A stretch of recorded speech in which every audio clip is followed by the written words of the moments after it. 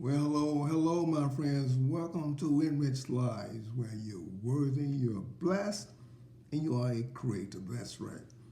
You're worthy, you're blessed, and you are a creator. Hello, I'm Brother Charles, and we have another fantastic topic for discussion for you today. And today is the day that we want to say, welcome. Welcome to the planet.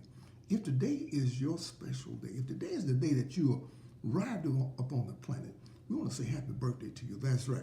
Happy birthday to you. That's right. Because God didn't make any junk. And you are somebody. You had a purpose. You had a reason for being here. You're not just out here just to be looking to purchase clothes and see how good you look in the mirror and all that stuff. You are here for a divine purpose and a reason. And the Creator has put you here for that. And we say happy birthday to you if today is your special day. And again, thank you for tuning in. We don't take anything for granted. If you take time out of your busy schedule to listen to us, we thank you. We thank you. We don't take anything for granted. We always learn that quote is saying thank you because you are somebody. You are somebody.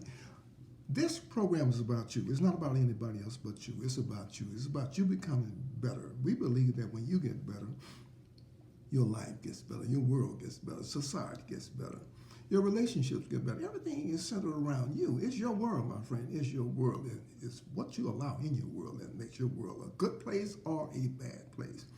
And when you get better, things in your life what get better. That's what we say. You're worthy, you're blessed, and you are a creator. You're not some wretch. You're not a bad person. You're not a sinful person. Even though I know you've been told how unworthy you are, how terrible you are. But that, my friend, is not the case. God didn't make any junk. He made you. Therefore, you are somebody. We have topics for discussion that we base upon biblical principles and scriptures.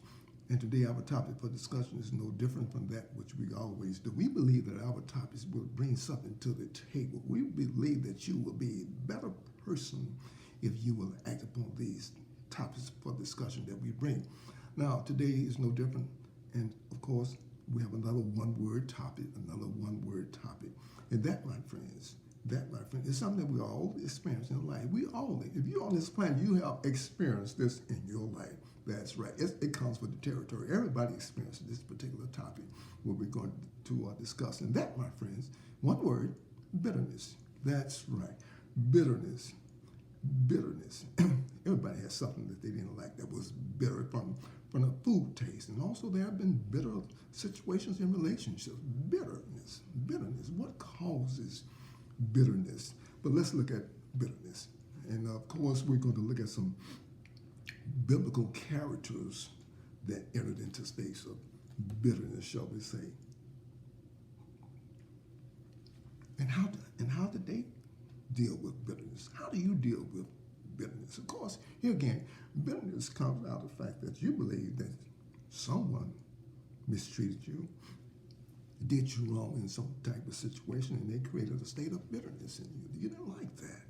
You don't like that. And the Bible tells us how to deal with bitterness, but most of the time you have to be careful because bitterness is something that's very detrimental to you, your health, and your well-being, because people get bitter over little nonchalant things, but they hang on to it and it morphs into bitterness. It starts out in anger. That's where it starts out. It starts out in anger. So let's look at some characters in bitterness. Let's look at what we're going to build out the scripture on. It comes out of the book of Hebrews, the 12th chapter and the 15th verse. That's where we're going to be dealing our topic from. Hebrews, the 12th chapter and the 15th verse. And it reads, looking diligently, lest any man fall off the grace of God, lest any root of bitterness springing up trouble you, and thereby many be defiled. Notice that point. Least a root of bitterness trouble you. See, that thing springing up. See, a root means that it's down in there. See, it's rooted. It's in there. And so how does bitterness get into people? Well, it comes here again, it comes from the fact that we believe that someone misused us, abused us, did us wrong in some way, and it enters into Bitterness comes out of anger. See, when people do something to you and you don't like me, you get angry about that, right? And so we all do that. So now the Bible teaches us how to deal with that. How do you deal with anger? See, it tells us now, be sure that you don't hold on to anger. Whatever it is that you are upset with people, let it go. Don't take it to bed with you at night. Don't hold on to it, because if you hold on to that anger, it has a tendency to morph into bitterness. And once bitterness gets into you, my friend, it's going to take you away from your happiness, your peace, your joy. You're going to be a miserable person.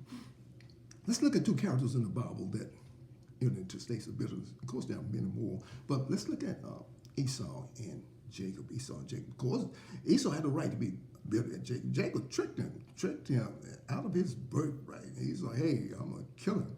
See, Esau got upset about that, and that was worthy. That was a cause for that. See, there are divine laws that say for every action, there's a reaction. For every cause, there's an effect. What's causing one to be bitterness? See, what caused you to become bitter? See, well, on the job, they overlooked me for a promotion, and I was the next in line. They gave it to somebody just coming in there. That might cause a stir of bitterness. And then on the other hand, let's look at the fact that in relationships, in families, people get angry with each other, and they fall, and they don't speak to each other. They will get mad, hold on to that, and then they get bitter, and then they stop speaking to each other because of bitterness. See, now, in order for bitterness to take place, there has to be a cause. There has to be a cause. Now, when you and I are going to deal with this thing, you got to be careful how you deal with bitterness, because here again, it can bring detrimental effects to your life. The story is told of a lady. She was married to this man, and this man fooled around there, and he left her for a younger woman, okay? He left her for a younger woman, married. He went on about his life, all right? Now, but she held on to that. She was very upset. She was bitter. She really got into a state of bitterness. She started getting sick all the time. She went to the doctors. The doctor said, nothing wrong with you, but maybe you need to see a psychiatrist. No, I'm all right. But I got this helmet, doctor. Something's always wrong with her. Well, what it was that she had let this separation go into bitterness, and she would talk about it. She would bring it up all the time. I wish I could get run over by a truck. I hope something terrible happens to her. And got into a state of bitterness with her, and she became miserable. And she was, very a sad person. Now, but these are some of the characteristics of bitterness, that bitterness will run people away from you. People don't want to be around you if you're a bitter person.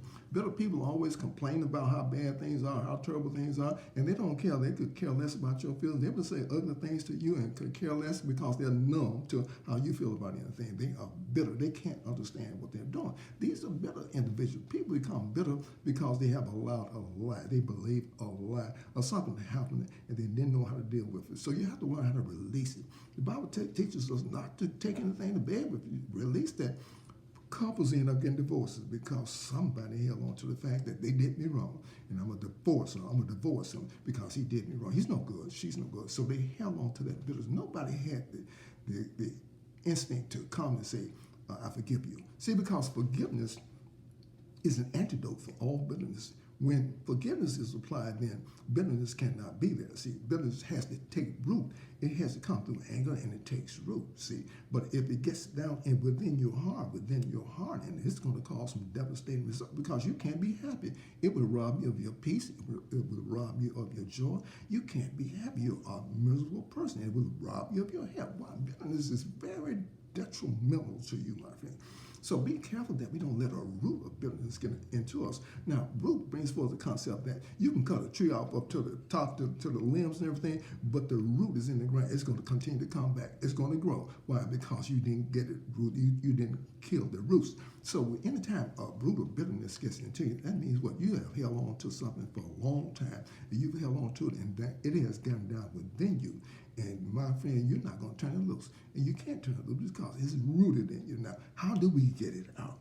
There's one cure-all. There's an antidote for all ugliness and bitterness. And that, my friends, is love. Is love. Now, as I was saying, you want to nip it in the bud. How you nip it in the bud? Well, you don't. For the first time it happens, release it. Forgive them. Forgive them. I don't care what they said about you. Forgive them. Why? Because you don't want to get caught up into the root of bitterness, because it's going to take you away from joy. You can't have peace. You can't be happy. Why? Because of bitterness. So you and I have to learn how to forgive.